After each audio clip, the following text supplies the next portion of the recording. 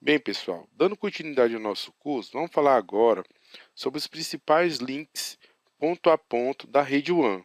Nesse módulo WAN 2, né, a gente vai falar sobre os principais links ponto a ponto. No módulo passado, a gente falou sobre quem? Sobre as redes de trânsito, né? Então a gente falou lá sobre ATM, falou sobre Frame Relay, falou sobre MPLS, que são as redes de trânsito, ou seja, multiponto, multiponto. Aqui nós vamos falar sobre os links seriais ponto a ponto, especificamente o PPP e o HDLC. Tudo bem? Então vamos dar continuidade. Antes de eu falar do PPP, a gente vai falar de um protocolozinho chamado SLEEP. Walter, mas SLEEP cai em prova? Pessoal, cai, mas como coadjuvante.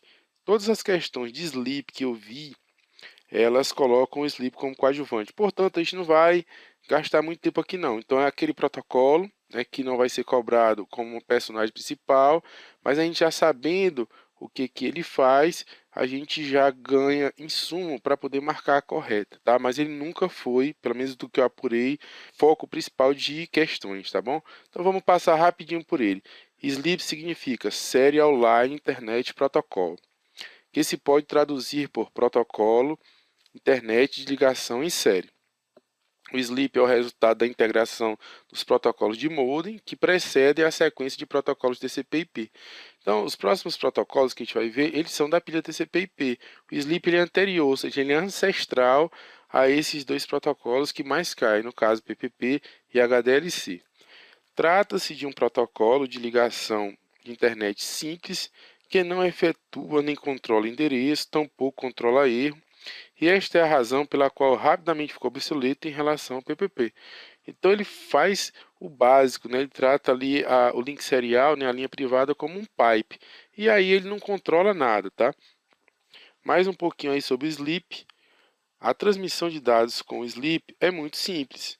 Este protocolo envia uma trama, né, que seria uma agregação composta unicamente dos dados, ou seja, não teria aí nem cabeçalho, né, a enviar seguindo um caractere de fim de transmissão, o caractere end, cujo código ASCII é 192. Então ele transmite a trama, né, que seria aí entre aspas, né, um quadro, né, praticamente sem cabeçalho, e ao final ele manda um caractere de terminação. Uma trama sleep assemelha-se então a isso, né, o dados a transmitir end. Pessoal, quando a gente vai estudar PPP e HDLC, que vai ser agora logo em seguida, a gente vai ver, na realidade a gente já viu outros protocolos, né, então, já dá para saber que esse tipo de transmissão é arcaico, né, pessoal? É muito frágil. Você não tem tratamento de erro, você não tem tratamento de nada, né? Então, fica aí o sleep, né? Só para que vocês saibam que ele é um ancestral, né, ao HDLC e ao PPP. Então, ele é muito parecido, né, com o que o X25 é para as redes de trânsito, tá? Beleza? Então, você já sabe agora o que é um sleep. PPP. Aqui a gente já precisa detalhar um pouco mais, né? Point to Point Protocol. Então esse aqui, pessoal, vai ser o primeiro, né, protocolo ponto a ponto, efetivamente, que a gente vai estudar. Protocolo PPP, o Point to Point Protocol, é um protocolo para transmissão de pacotes através de linhas seriais. Então a gente já vai destacar isso aqui, ó. A gente está falando, pessoal, de linhas seriais, tá? Está falando de linhas seriais, são protocolos de linhas seriais. O protocolo PPP suporta tanto linhas seriais síncronas quanto assíncronas. Lembrando, né, que as comunicações síncronas normalmente atingem, né, vazão muito maior do que as assíncronas. Tudo bem? Mas o PPP aceita tanto uma quanto a outra. Normalmente ele tem sido utilizado para a transmissão de pacotes IP na internet. Então ele vai ser o protocolo ali que vai ser habilitado no link serial, né? Seja ele modem, né? Seja ele em linha privada. Eu vou ativar o PPP para fazer essa transmissão. Tá aí, né, o que seria um cenário, né, para utilizar o PPP. Aqui eu tenho meu usuário, né, o home. Não, tá aqui meu usuário, home, né? Ele vai discar por modem, né? Ele vai abrir uma conexão de escada PPP com o servidor, né? Que seria aqui o Internet Service Provider, né? Tá o ISP aqui. E aqui ele vai sair para a internet. Tudo bem? Então, essa aqui seria uma conexão PPP. Inclusive, pessoal, o PPP ele aceitaria mais uma conexão em paralelo, ele teria a capacidade de gerenciar esse multilink, né? Ou seja, pegar essas duas linhas, né? E gerenciar a transmissão pelas duas simultaneamente, tá? Então é como se tivesse outra linha de escada daqui, né? Para cá, e aí o PPP teria a capacidade de multilink, tá? Guardem isso daí. O PPP é projetado para transportar pacotes através de uma conexão entre dois pontos, né, ponto a ponto, a qual deve prover a operação full duplex. Opa, já dá para colocar isso aqui também, né? Vamos destacar aqui o full duplex, tá? Por que full duplex, né, pessoal? Porque assim, o link é ponto a ponto, a gente estudou isso bem quando a gente for falar sobre a camada de enlace, né, da parte de LAN. Então, uma vez que eu tenho ponto a ponto, esse ponto a ponto pode ser full duplex, sendo assumido que os pacotes são entregues em ordem, ou seja, ele não faz realinhamento, né? Então, para ele, se eu estou transmitindo no pipe, ele vai presumir que tudo chegou na ordem, tudo bem? Essas características são desejadas para proporcionar uma solução comum para a conexão de uma grande variedade de hosts, bridges e routes. É um protocolo padrão para esse tipo de interconexão, tá? PPP usa uma arquitetura em duas camadas e possui dois subprotocolos de controle. Quando ele fala camadas, né, pessoal, entenda subcamadas, né? Tanto que ele fala subprotocolos. Então, o PPP vai ser dividido, né, em duas subcamadas, né? A LCP, Link Control Protocol, isso cai, tá, pessoal? Destaca aí, tá? Então, vamos destacar aqui para você, para dizer depois que eu não falei. Então, eu vou ter o LCP, Link Control Protocol, usado para negociar e configurar as opções de controle do enlace de dados da WAN. Então, o LCP, ele negocia para baixo. Então, o PPP vai rodar em cima de quem? Em cima, né, da camada de enlace, né, e essa aqui vai haver a negociação para baixo. O NCP Network Control Protocol, usado para encapsular e negociar opções para vários protocolos de camada de rede. Esse aqui negocia para cima. Então, esse aqui negocia na rede, esse aqui negocia no enlace, no link. Tudo bem? Então, tá aí um mnemônicozinho para você decorar, tá? Ambos negociam, mas só que um negocia no link, que é o L do LCP, e o outro negocia no network, né, que seria o N do NCP. Beleza? Funções do LCP. Opera acima da camada física e é usado para estabelecer, configurar e testar a conexão de enlace de dados. Limites variáveis de tamanho de pacote MTU, né, ou seja, aquele MTU que a gente estudou lá quando a gente estudou a camada de enlace da LAN, tá? O máximo Transfer Unit. Detecta erros comuns de configuração, encerra o enlace apropriadamente, né, não de forma abrupta, determina quando o enlace está funcionando corretamente ou não. Então, essas aqui, ó, são as funções, né, do LCP. Tá? São funções aí, né, de controle típicos da camada de enlace. Parâmetros negociados pelo LCP. Autenticação pode ser PAP ou SHAP, a gente vai já ver o que é cada uma delas, né? PAP e SHAP cai muito em prova. Compressão em roteadores do tipo Cisco, pode ser Stack ou Predictor, né? Então, quando a gente ia configurar ali os roteadores Cisco, um dos parâmetros, né, da configuração do encapsulamento PPP era ser Stack ou Predictor. Detecção de erros, né? Opção Quality Magic Number. Multilink, né? Que é aquilo que eu falei para vocês. Pessoal, ele colocou aqui iOS, né? O que é isso aqui? iOS acima do 11, né? Isso aqui é o sistema operacional, né, de roteadores Cisco, tá? Então, iOS é a parte... Ah, eu preciso saber disso? Não. Eu só deixei aqui, né? Eu tinha até apagado a transparência, mas eu deixei aqui para vocês verem que isso aqui é parâmetro, não é parâmetro teórico, né? É parâmetro de carregamento, né, de uma plataforma real, que no caso seria a plataforma Cisco, tá? Então, eu tinha até tirado isso, não, eu vou deixar, né, para não ficar achando que isso aqui é locubração, tá? Retorno de chamada PPP, né? Seria você retornar, você disca e depois você recebe a descarga. Então, tudo isso são parâmetros, né, LCP, beleza? Autenticação, compressão, detecção de erros, multilink, retorno de chamada. Então, quando você vai configurar uma conexão, né, um encapsulamento PPP, você tem que estar atento a esses parâmetros aí. Funções do NCP. Depois de ter estudado o LCP, vamos ver o NCP. Permite que vários protocolos de camada de rede operem no mesmo enlace de comunicação. Uma vez estabelecido o PPP, eu posso transportar vários protocolos na camada de rede, tá? Eu posso escolher. Normalmente a gente transmite quem? O IP. Para cada protocolo da camada de rede existe um NCP. Então, se eu estiver tratando do IP, é o IPCP. Se eu estiver tratando do IPX, é o IPXCP. Se eu estiver tratando do CDP, é o CDPCP. O que é esse CDP, né? É o Cisco Discovery Protocol, tá? É o protocolozinho lá que a gente usa, né, para descobrir os vizinhos, né? Então é o CDP. E esse protocolo opera na camada de enlace. O NCP inclui campos funcionais com códigos padronizados para indicar o tipo. Então, pessoal, para cada protocolo da camada de rede que eu for usar, né, eu vou ter que utilizar um NCP diferente. Fixem isso daí, tá, pessoal? Na frente.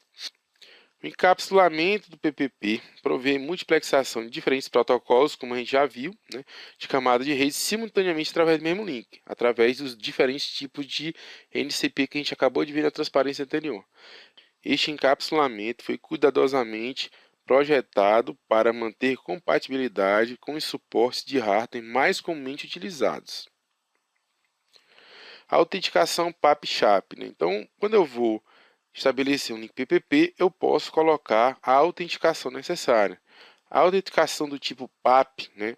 Password Authentication Protocol, que é um protocolo utilizado para autenticar o usuário de uma forma simples, envia a senha de uma forma ASCII não criptografada, ou seja, a senha trafega em branco. Isso aí não precisa ser nenhum gênio para saber que é uma falha, né? Então, se eu tiver ali esnifando ali a rede, eu vou ver a senha passando em branco, tá? Isso não é o ideal.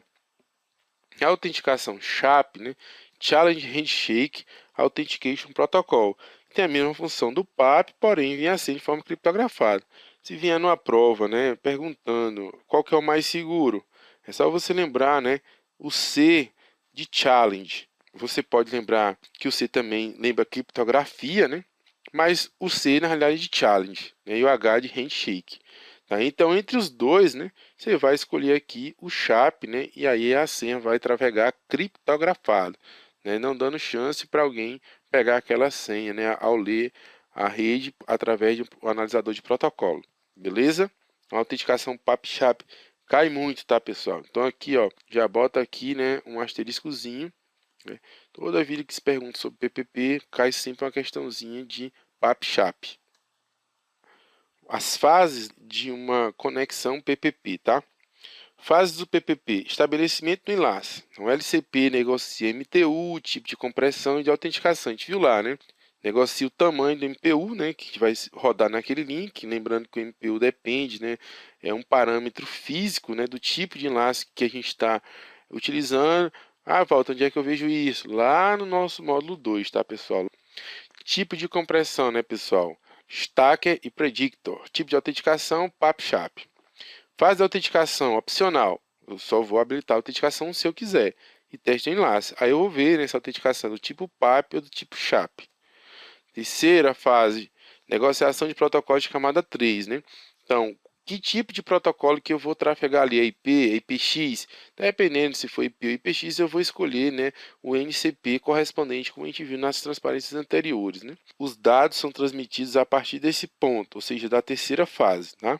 E a quarta etapa seria o encerramento do enlace, ou seja, o LCP vai gerenciar o apropriado encerramento do enlace, ou o encerramento vai se dar por timeout, ou o encerramento vai se dar por intervenção de um usuário, ou seja, ele dá shutdown no link. Tudo bem? Então, você teria esses três, sendo que o encerramento via LCP seria o encerramento apropriado. Beleza? Então, tá aí, são 4 fases, né, de uma conexão PPP. Aqui, pessoal, só para vocês verem, né, que é a prática que no nosso curso sempre a gente tentar mostrar, né, o encapsulamento. E aí eu já coloquei, né, o HDLC aí do lado, que a gente vai estudar logo em seguida, tá? Então a gente vai ter o flag, o address, né, o control, o data, né, que seria o payload, o frame check sequence, aí o FCS e um flag de terminação, tá? Então tem um flag no começo, um flag lá no final. No caso do PPP, né, a gente vai ter aqui o type, né? O parâmetro type que diferencia ele ali do HDLC. Walter, mas isso aqui cai. Pessoal, eu olhei nas questões que estavam disponíveis, por exemplo, lá no questão de concurso, não tem nenhuma questão que peça parâmetros, né, de cabeçalho ou do frame, tanto HDLC quanto PPP. Não vi, tá aqui por desencargo de consciência e porque a nossa praxe mostrar, tá? Mas até hoje não se perguntou sobre esses parâmetros. Mas fica aqui, né? Se quem quiser se aprofundar, se aprofunde, mas aqui já estaria fora, né, já estaria extrapolando, né, o que tem sido pedido até hoje em concurso. Mas a gente já deixa aí para você imprimir, tá dando uma olhada para ele, mas você não vai encontrar questões que tratem sobre isso daí. Beleza, pessoal? Para frente.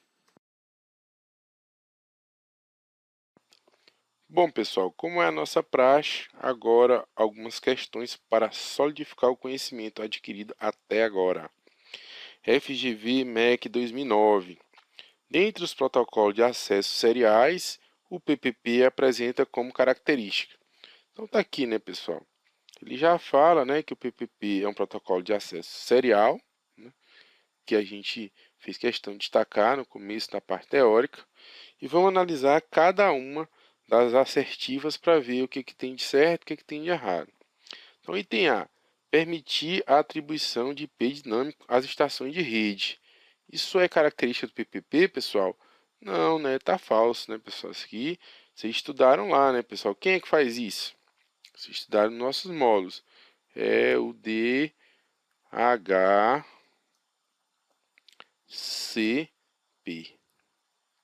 Beleza? Função DHCP. B. Habilitar o transporte de informações criptografadas de logon. Isso é função de PPP, pessoal? Ah, Walter, mas tem lá, né? O PAP Chap, tá? Mas isso é outra coisa. Ali é só autenticação, tá? Aqui ele está falando de transporte de informação criptografada de logon, né? Ah, Walter, seria a mesma coisa do Chap. Pessoal, tudo bem, mas é para isso que ele serve, né? Isso aqui estaria falso também, né? Operar na camada de rede executando roteamento de pacotes. É função do PPP, né? Executar roteamento de pacote, pessoal. Isso é função lá, né, do ASPF, né, do RIP, tá? Vocês podem estudar lá no módulo do Rafael Barão só de roteamento. D. Viabilizar a transmissão de pacote de dados em links de satélite. Poderia ser, é um link WAN, né? E aí, o que vocês acham? Possibilitar o transporte de pacotes IP através de linhas de escadas. Bom, pessoal, aí é aquela coisa, né? PPP pode ser utilizado em linha satélite? Não sei, né, pessoal? Assim, não é comum você utilizar o PPP em linha satélite. Mas, Walter, mas aí se eu tiver discando e aí tiver um salto satélite lá no meio, beleza, tudo bem, aceito. Mas, ó, quando a gente for estudar PPP, quais foram os exemplos que a gente viu, né? Foi tudo de internetzinha de escada, não foi? Então, bicho, se eu tenho essa aqui bonitinha, que é a característica lá, embora essa aqui possa fazer algum sentido, né? Possa fazer algum sentido para você, pessoal, não vamos brigar com a banca, tá? Vamos marcar aquela que mais se aproxima. Ah, Walter, a D tá errada? Não sei, pessoal. Né? Assim, para mim não estaria, né? Se você tivesse um link lá satélite no meio, isso aí seria transparente, tá? Mas como já tem aqui linhas de escadas, né? Eu sei que a gente usa PPP em linha de escada, vamos ficar com essa. Tudo bem? Isso aí é o manjados Paranauê de resolver questão, tá? Vamos bater agora com o gabarito oficial para ver se a gente está certo ou se a gente está errado. Tá aí, né, pessoal? Ó, a resposta certa seria o item E, embora pudesse fazer algum sentido aí o item D. Beleza? Item E na cabeça. Próximo. FGV MEC 2009. Tendo como foco o modelo de referência OSI ISO, o point-to-point protocol, olha, ele colocou isso, né? Mas eu peguei a questão ipsiliteris lá, tá? Se rolar isso lá, isso é comum, tá? De vez em quando aparece o isso, é o corretor ortográfico na hora da prova, e aí ele muda, ninguém percebe e acaba caindo lá no caderno de prova para você. Mas o cabeçalho não pode estar errado, né? Então vamos continuar. O point-to-point protocol é um protocolo de linha de escada que opera nas seguintes camadas: física e rede, enlace e rede, física e enlace, física e transporte, enlace e transporte. Pessoal, onde é que o PPP atua, hein, pessoal? Então, ó, vamos lá. Ele atua em transporte Negatovski, né? Camada 4, nem sonhando, tá? E ele também não é um protocolo da camada de rede, tá, pessoal? Então, só resta para nós, né, a física e enlace, tá? Então, ele vai atuar nessas duas aqui, que são camadas ditas baixas, né? Beleza? Então, o WAN é muito parecido, né, com o módulo de LAN, que foi o nosso terceiro módulo. Então, esse módulo aqui, né, o módulo 9, ele é muito parecido com o módulo 3, né? Por quê? Porque eles tratam ali da camada de enlace, tá? Só que um trata da camada de enlace para LAN e aqui a gente está tratando da camada de enlace para WAN, beleza? Então vamos bater aqui com o gabarito oficial. Tá aí, né? Item C, física e enlace. Próximo, CESP-CERP 2008. O protocolo que cuida do tráfego de roteador para roteador e de usuário doméstico para o ISP, provedor de internet, definido na RFC 1661-EU. Pessoal, assim, aí você pode dizer, Walter, mas isso aqui é aloprante, né, pessoal? Eu vou até colocar isso aqui como pegadinha, né, da semana. Ah, o cara tá querendo que eu saiba a RFC, sacanagem da banca, tá? Aí você está com foco no problema. Vamos manter o foco na solução. Isso aqui foi apenas um dos parâmetros que ele me deu. Ah, eu não sei, não vou ficar decorando aí RFC de jeito nenhum, né? Então isso aqui seria o foco no problema. Mas ele não deu outros parâmetros, né? Ó, o protocolo que cuida de tráfego roteador para roteador e de usuário doméstico para o ISP, né? Nesse caso, quais são os exemplos que ele nos dá normalmente? Internet de escada, né? Seria internet, por exemplo, via modem, né? Que é uma coisa mais histórica para nós hoje. Não é isso? Então, pessoal, vamos analisar aqui as respostas. FTP é camada de aplicação. A gente viu lá no nosso módulo 6, tá? Então, não é FTP. Falso. O que que o FTP faz, hein, pessoal? Ele se encarrega, né, de transporte de arquivos, File Transfer Protocol. HTTP, a gente viu no mesmo módulo lá, módulo 1 de aplicação. Então, isso aqui também está falso, né? Isso aqui é encarregado, né, de transporte ali de hipertexto, tá? Beleza? Nosso famoso HTTP. SMTP, a gente viu também. Isso aqui é o que? Protocolo de e-mail, beleza? DNS, né, a gente viu no módulo seguinte, tá? Modo de aplicação 2, que a gente viu DNS, DHCP e LDAP, né? Então esse aqui também está falso. Quem é que sobra, hein, pessoal? Sobra o PPP, né, pessoal? E aí, galera, precisava a gente saber que o PPP é um 1661? Não. Então, assim, às vezes, né, a gente está com foco no problema, tem que estar com foco na solução. Os dois primeiros parâmetros eram suficientes para a gente resolver aqui a questão. Até porque os outros protocolos que constam aqui nos itens, na verdade, são protocolos de aplicação. Eles não tratam de conexão, de linkagem entre roteadores, tampouco entre o usuário e o Internet Service Provider. A resposta aqui seria PPP item D. Beleza? Vamos bater agora com o gabarito oficial. Tá lá item D. Beleza? Então não tem muito o que questionar nessa questão não. FUNCAB Prodan 2010. O PPP se baseia intimamente no HDLC, que utiliza técnicas de inserção de bits para evitar que bytes de flag acidentais na carga útil causem confusão. Qual das afirmativas a seguir representa um dos motivos pelo qual o PPP utiliza a inserção de bytes e não a inserção de bits? Vamos analisar cada uma das alternativas. Ó. O PPP foi claramente projetado para ser implementado em software e não em hardware, como o HDLC quase sempre é. Então, o que tem a ver uma coisa com a outra, né? Então, quando eu trato de byte, né, normalmente estou tratando, por exemplo, de caractere.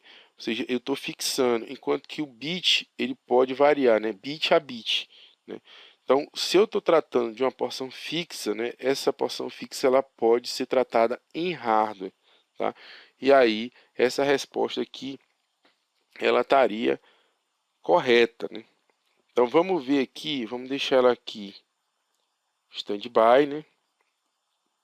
Pegar aqui uma canetinha, deixar ela aqui em standby, com o viés de alta, né? Isso aqui provavelmente deve estar correto, mas não vamos nos furtar de analisar as outras alternativas. B. Na prática não faz diferença utilizar inserção a byte ou inserção a bit. Faz diferença sim, pelo que a gente explicou agora no item A, né? A capacidade de computação em hardware ou não. Então essa aqui está falsa, porque ela diz que não faz diferença e faz. C. A inserção a byte utiliza menos recursos que a inserção a bit e faz isolamento dos modems na rede. Bom, se a gente viesse até aqui, pelo que a gente expôs, estaria correto. Porém, essa partezinha aqui de isolar modems na rede não tem nada a ver, né, pessoal? Então isso aqui está falso, tá? Tratar problemas em hardware normalmente consome menos recursos do que tratar problema em software. Tudo bem? D. A inserção a bytes melhora a qualidade do sinal a ser enviado. Não tem nada a ver, né, com qualidade do sinal, né? O sinal aí a gente está tratando aí da camada física. Está aqui na camada de enlace. Portanto, falso. E é engraçado, né? Nenhuma das anteriores, né? Isso aqui não se usa mais nas maiores bancas, né, pessoal? Isso aqui foi eliminado, tá? Isso aqui a gente nem usa mais. Então só sobraria para a gente a letra A. Então a gente vai colocar lá como correta aqui, né? Seria a resposta. Item A, verdadeira. Vamos bater agora com o gabarito oficial. Por que, né, pessoal, que esse tipo de assertiva, né, ela foi abolida, né? Porque isso aqui causa confusão, tá? Apesar de fazer sentido, isso aqui gera muita confusão. Mas a nossa resposta aí é o item A. Vamos para a próxima questão. Bom, na próxima transparência, a gente tem duas questões do CESP, né? A primeira da Anatel de 2009 e a segunda do CESP de 2008. Vamos analisar cada uma delas. O encapsulamento do PPP provê multiplexação de diferentes protocolos da camada de rede simultaneamente por meio do mesmo link. A gente viu isso daí, tá? Esse encapsulamento foi cuidadosamente projetado para manter compatibilidade com o suporte hardware mais comumente utilizados. Somente 8 octetos adicionais são necessários para formar o encapsulamento PPP em relação ao encapsulamento do padrão do frame HDLC. Pessoal, essa aqui é a típica questão resumo. O que é uma questão resumo? É uma questão que traz várias assertivas, todas elas corretas, e você pode pegar isso daí e guardar como um resumo, né? Ou seja, você lê isso aqui como uma questão, já sabe que está verdadeira, então aprenda o que está aqui, né? Multiplexação de diferentes protocolos de forma simultânea, cuidadosamente projetado para manter compatibilidade com os hardwares e os 8 octetos adicionais, tá? Então pega isso daí e separa como resuminho, né? Pode fazer o resuminho para a véspera de prova, se for o caso, tá? Mas tudo isso aqui, com exceção aí dos octetos adicionais, a gente viu nas nossas transparências, tá? Existia nas transparências até os octetos adicionais, mas como não estava sendo cobrado, né, a parte de encapsulamento, eu retirei e deixei só a questão. Então essa questão aqui é suficiente, né, para tratar desse tópico que pode ser abordado, tá? Então tá aqui, ó, item correto. A próxima, CESP-CERP 2008. O protocolo PPP, Point-to-Point Protocolo, é um protocolo da camada de enlace. Está estudando isso, né? Ele usa os protocolos HDLC, LCP e NCP. O NCP é utilizado para negociar e configurar os protocolos da camada de rede que são utilizados em uma sessão PPP. Bom, ficou estranho só aqui o fato, né, dele ter dito que vai usar o HDLC, né? Ele usa, né, como base, tá, pessoal? Ele usa como base o HDLC, né, mas ele não usa. Esses caras aqui, né, é que são efetivamente, né, os protocolos, né, que compõem o PPP, como a gente viu, né? São os dois subprotocolos, né, que trariam a divisão aí da subcamada de enlace, né, na parte de cima e na parte de baixo. A parte de cima negociando com a rede e a parte de baixo negociando com o enlace. Mas essa questão, se eu não me engano, ela foi considerada correta, porém esse cara aqui para mim ficou muito forçado, tá? Vamos bater aí com o gabarito oficial. Tá aí as duas questões corretas, tá? Mas eu deixo a minha ressalvinha com relação ao fato do HDLC constado. Ele consta aqui como base, mas não utiliza, pelo menos pelo que a gente vê na bibliografia, ele não utiliza, né, efetivamente o HDLC. Ele é uma opção ao HDLC, tá? Então tá aí, mas com essa ressalvinha. Beleza? Então vamos estudar agora o próximo protocolo, o HDLC.